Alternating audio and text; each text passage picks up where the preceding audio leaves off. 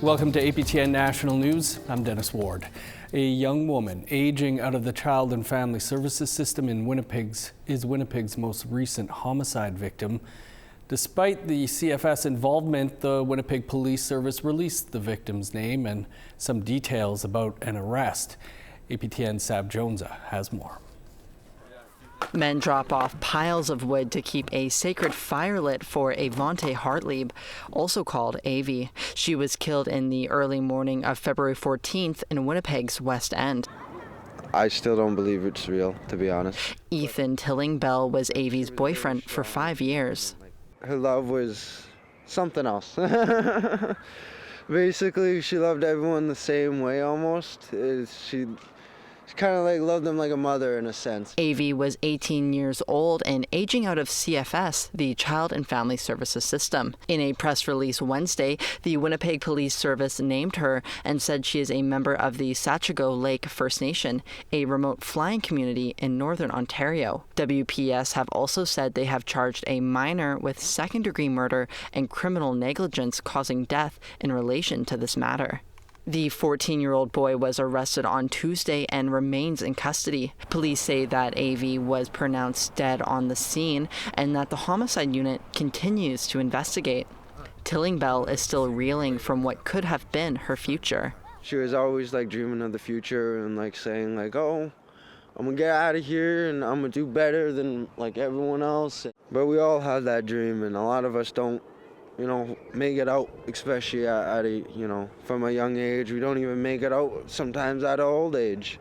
The house in question in the 500 block of Yonge Street is alleged to be a local trap house where illegal activities often take place. Melissa Robinson is a family advocate now with the Assembly of Manitoba Chiefs. She says not enough is being done to prevent tragedies like this. We see a lot of this. We see young girls every single day out on the streets, no resources, addicted to drugs, no real wraparound supports in place for them, and falling victim to the streets, being killed, being murdered, and what's happening, nothing. They're being buried, put into the ground, and forgotten about. Meanwhile, support from the Indigenous community continues as some pass by the sacred fire, paying respect to a young woman whose life was taken too soon, including Avi's friend Michelle Abraham, who says she last saw her 2 days before she was murdered. She didn't deserve what happened to her. She's a missing and murdered Indigenous woman now. She was only 6 weeks into being 18. And I feel like the system failed her. 8 months pregnant, she says she will be naming her baby in Avante's memory. The last interaction we actually had, she touched my stomach and was like, "Can I feel baby?" And I was like, "Yeah." And then like an hour later, she left. Many continue to ask questions about how Avi's death has been handled by CFS and police. Sav Jonza, APTN National News, Winnipeg. Our journalist Savanna Craig is in Minneapolis, Minnesota, where she's doing a series of reports on Native American interactions with immigration and custom agents, better known as ICE. First up is a report on a network of Native Americans who are organizing in Minneapolis to keep the community safe from ICE agents. They are at the forefront of protecting the community. His brown skin's a catalyst, the glass they smashed it in. Slapped his tribal ID, got his hand and tackled him. Said it was a fake, this doesn't look like you. Got a U.S. citizen, bruised up black and blue. Art imitates life. For this Minneapolis-based rapper, his work is a commentary on the realities he's seen around him. They took this native brother to the Whipple building, including fear fueled by immigration and customs enforcement agents, better known as ICE. Likely wishing they could kill him, disappeared civilian. He knew his rights Indigenous and still they did him vicious. Yeah, I just wrote this one. I don't usually read my raps like that, but I ain't ready. I ain't got it memorized. So. Tall Paul, an Anishinaabe Oneida hip-hop artist. Paul patrols for ICE agents. We're policing federal agents, and that shouldn't be necessary. APTN News joined a ride-along with Paul. As a father, Paul is concerned for ICE's impacts on youth. His patrols focus on protecting school zones. It's just really being a presence at those time frames when students are coming and going They're young souls, they're powerless little human beings that need us to protect them. Multiple Native Americans have been detained by ICE agents across the country. Paul puts himself at risk of violent interactions and detainment. It's normal and okay to be vulnerable and to, feel any kind of fear. But it's about pushing through that fear and walking towards it and understanding that it's bigger than us, like it's bigger than me as an individual. This is Ozuya. We're doing the Phillips neighborhood. Oglala Lakota community member Ozuya Chakala takes part in these patrols. The highlight times of patrol are anywhere from 6 a.m. to about 6 or 7 p.m. The main times that ICE agents are out kidnapping people. He's putting himself at the front lines. There's a little, fear or anxiety that comes with pursuing ICE and just highlighting them or following them because they can, hurt you physically, murder you in broad daylight, or arrest you and do whatever they want, with no repercussions, no accountability. And that's just, that comes with wanting to protect and doing actions to protect your community. We use sage to smudge, to take away the negative energy. We use it to pray. We use sweetgrass to pray. And so a lot of natives, we just keep it on our dash because it just gives us an extra layer of protection. 2 to 3 people patrol per car, updating encrypted chats about ICE sightings in the neighborhood. Yeah, it's on Signal, encrypted app. Sometimes they do get hacked, so they remake a chat, and then some of them are verified, and verified just meaning, the organizers verify each member. Personally, they know them, so that they know they're a real person that's helping. There's all walks of life amongst us. Some are taking the tactics used in Minneapolis to push ICE out of other states. It's incredible. I've never seen a community like this in a major city. Including Arizona-based Diné Navajo actor and activist Che Jim. I've been a part of Standing Rock. I've been to Oak Flats. I've been to some of these other frontline camps. And one of the things that makes this one particularly interesting is the fact that it is being done in an urban environment. And it's really the true mobilization of an entire city. Hey everybody, Che here. I am at the Whipple Detention Center here in Minneapolis, Minnesota. Jim uses his large online following to share resources on how to mobilize against ICE. This right here is the location where Renee Good lost her life. Bringing that knowledge back home in Arizona, where Native Americans continue to be targeted and detained by ICE. Is to go to these different places to learn and connect with everybody so that we can stand together, not only as Indigenous people, but as people of color and as a nation towards, the tyranny and the rise of fascism in the United States, and that is now being frontlined by ICE. An influx of agents came to Minneapolis in December under a directive called Operation Metro Surge. According to White House border czar Tom Homan, the operation is coming to an end. I don't want anybody to be under the impression that the end of this operation means that ICE is leaving, because they're not. They've always been here. Despite a reduction in agents in the Twin Cities, up to 1,000 ICE patrols looking out for agents continued circulating in Minneapolis this past Monday. People like Paul say they won't stop until the community is safe from the presence of ICE agents. Savanna Craig, APTN National News, Minneapolis, Minnesota. Here again is Savannah with a preview of a story about a Dakota woman who was detained by ICE last month. Just behind me is Whipple Detention Center. This is where Dakota woman Sophie Watso was detained for 48 hours last month. I spoke with Sophie this week about her experience. Right now she's actually taking part in a TP encampment on the other side of the road here. Essentially, members of the encampment are demanding for an end to ICE agents in Minneapolis. They're also reminding community members of their treaty rights and providing a space to heal. You can see more of that tonight on APTN National News. Thanks, Savannah. Time for a quick break, and then we'll bring you a look at tonight's Nation to Nation and this week's new episode of APTN Investigates.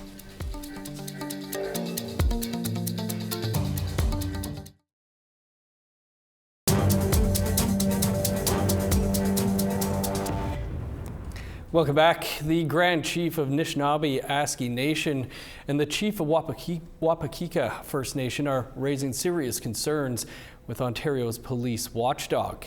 They accuse the Special Investigations Unit of, quote, disrespectful handling of several related investigations into the deaths of 3 NAN members at the hands of the police, unquote. T.R. Wheatley has the details. NAN has been calling for accountability and answers into the June 2024 death of Bruce Frog, who was shot and killed by an OPP officer at Anishinaabe Park in Kenora. On July 2025, Frog's son, Eric Nothing, was shot and killed by a Anishinaabe Aski police officer in Deer Lake First Nation. Officers were cleared of any wrongdoing in both instances. Last week, the SIU released its final report on the death of Tyrese Roundsky, who was shot and killed by an OPP officer in Wapakika First Nation just days after Nothing. NAN says the report was released without any meaningful advance notice to the family or community. In a statement, NAN Grand Chief Alvin Fiddler said, quote, "It is unacceptable that the family and community had to learn through the media that after being shot, their loved one was neglected for 40 minutes by a police officer who did not render aid. The SIU director has demonstrated a complete lack of sensitivity in the release of its report," unquote. Fiddler has written the SIU and the Ontario Attorney General about, quote, "the continuing inability of the SIU to provide its services in a culturally competent manner." The city of Thunder Bay has declared homelessness a humanitarian crisis. The declaration comes after Anishinaabe Aski Nation and neighboring Fort William First Nation had called on the city to declare a state of emergency. Here again is T.R. Wheatley. The declaration recognizes the severity of current conditions, the increasing pressure on local services, and the urgent need for coordinated action across governments, Indigenous partners, and community groups. A report to City Council on Tuesday noted Northern Ontario is experiencing the fastest growth in homelessness in the province, more than doubling since 2021. The report by the Association of Ontario Municipalities says Indigenous people makes up 40% of the homeless population in the north. The declaration is intended to publicly acknowledge the urgency and human impact of homelessness and support efforts to secure additional resources and system transformation to significantly reduce it. Now here's Nation to Nation host Karen Pugliese to tell us what she's covering on tonight's episode. Coming up tonight on Nation to Nation, an Indigenous leader in Minneapolis tells us that ICE agents aren't just sweeping through immigrant communities. He believes Indigenous people are being targeted in these raids. At least 5 tribal citizens have been detained.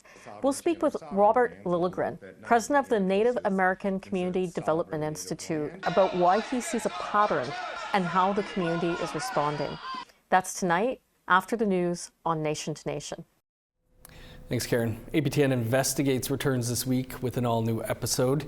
And video journalist Rob Smith returns to his family's traditional homeland in Kingcome Inlet on BC's Central Coast. For decades, the Jawa-Danook First Nation has been at odds with a conservation group to get land back it believes was illegally appropriated. They say it's a dispute that may lead to direct action if a solution is not found. Here's a preview.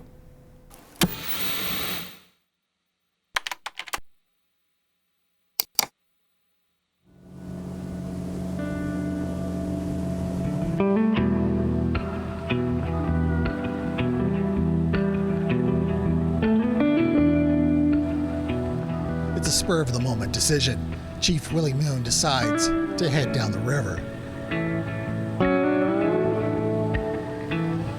He's a hereditary chief and elected chief counselor for the Jawa-Danook First Nation.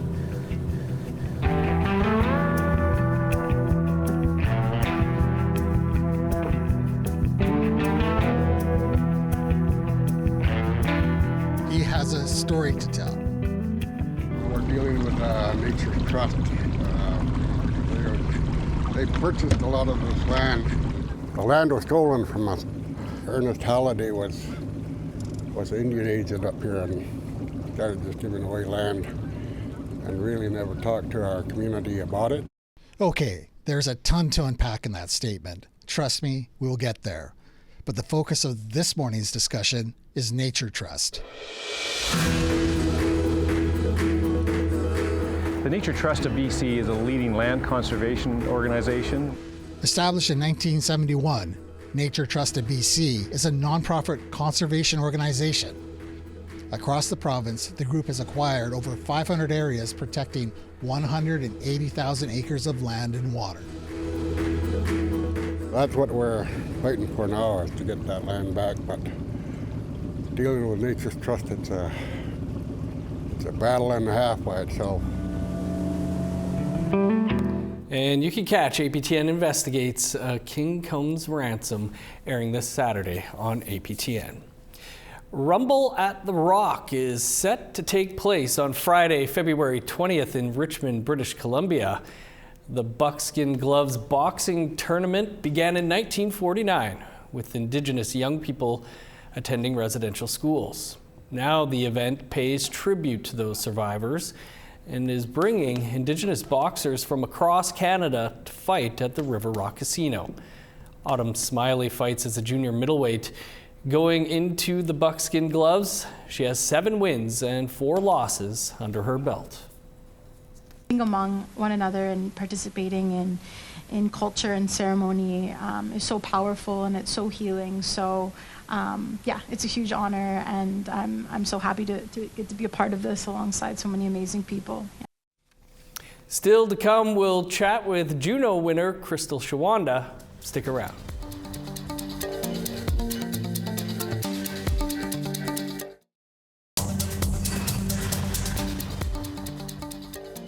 Welcome back. Here's a look at your current conditions. Sunny and -1 for Fredericton, +1 for Halifax. -17 in Kuujjuaq, 10 below in Nain. -4 and cloudy in Montreal, 11 below for Val-d'Or. -3 and cloud in Sault Ste. Marie, sun's out and 4 below in Ottawa. -6 with flurries in Thunder Bay, 11 below for Sioux Lookout. -26 this hour in Churchill, 20 below in God's Lake. -5 in Winnipeg, 12 below in Dauphin. -26 in Regina, 29 below for Saskatoon. -31 in Meadow Lake, 33 below in Buffalo Narrows. A little warmer in northern Alberta, -14 in High Level, 12 below in Fort McMurray. -12 in Edmonton, sun's out and 7 below in Medicine Hat. +3 with cloud in Vancouver, -1 in Kamloops. -4 in Prince George, 11 below in Dease Lake. -21 in Old Crow, 24 below in Rock River. -16 in Yellowknife, 13 below in Wrigley. -31 in Sax Harbor, 38 below in Pawatuck. -20 for Chesterfield and Baker Lake, 36 below in Cambridge Bay. -36 in Resolute, 32 below in Arctic Bay. Award-winning artist Crystal Shawanda was recently announced as a 2026 Juno nominee. Her latest album, Sing Pretty Blues, is up for Best Blues Album of the Year. It's a follow-up to her 2022 album, Midnight Blues, which also earned her a Juno nomination for Best Blues Album of the Year. I spoke with Crystal earlier. Crystal, thanks so much for being with us, and congrats on the Juno nomination. Thank you so much. I appreciate it. Thank you, Miigwech. This is your 8th or 9th Juno nomination. Is it still a special feeling, though, to see your name and album nominated? Yes, absolutely. I'm grateful and excited every single time. I never take any of it for granted, especially this year. You know, there were so many amazing blues albums out this year, and this was my first release back on my own record label, New Sun Music. So it feels like we went through an invisible finish line of where we're like, okay, we did a good job. Sounds like you had a lot also going on, you know, in the lead up to this album. Can you tell us what Sing Pretty Blues means to you? Yeah, for sure. This album, you know, it has a lot of life in it. It's the good, the bad, you know, the healing, the redemption, and everything in between. You know, I went through a lot of changes this past couple of years. My longtime manager agent, Rob Patty, passed away. I had a couple overdoses with one of my longtime fans and my nephew. So that comes out in the music, right? But the title track, Sing Pretty's Blues, was actually inspired by a conversation I had with a photographer.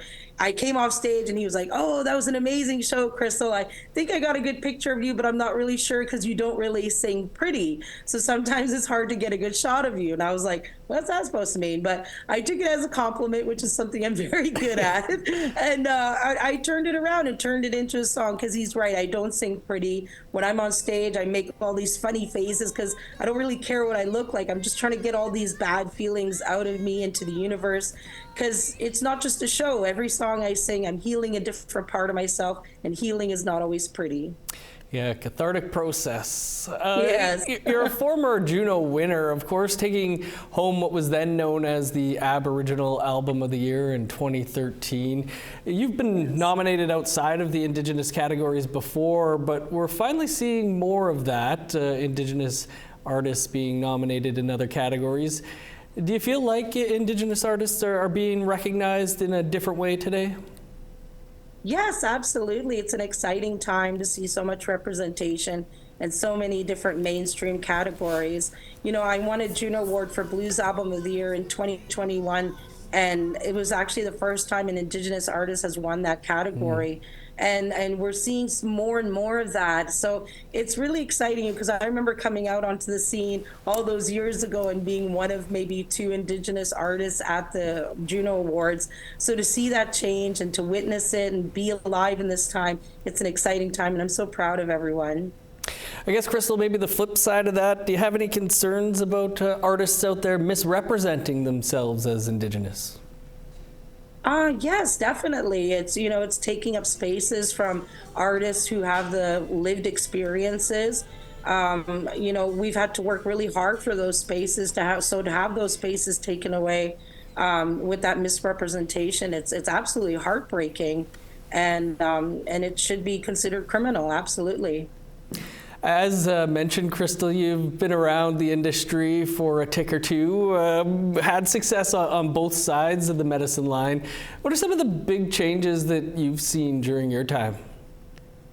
Some of the big changes I've seen is artists coming into their own, as far as, you know, not fitting into a perfect little box. We're seeing more and more artists being able to cross over from different genres to other genres. And I think that's really exciting. And also people being able to take their career in their own hands. And, you know, with the help of social media and the way things are going, you don't necessarily need to be on a major record label anymore. And so it's exciting to see that, being able to see artists be the captain of their own ships. Crystal, any advice for the little Crystals out there? I would say, as cliche as it sounds, I'd say follow your heart and always be teachable. Let people teach you. You don't know everything. You'll learn so much more if you let people teach you. And most importantly, don't ever give up. Awesome stuff, Crystal. Again, congrats on all this success, and best of luck next month at the Junos. Thank you so much, Jimmy, guys. Thank you. And that is all the time we have for your first look at this Thursday's news. You can stay up to date with the very latest by visiting our website, aptnnews.ca. I'm Dennis Ward. Marcy Miigwech, thanks for being with us. We'll see you back here at 6 p.m. Eastern.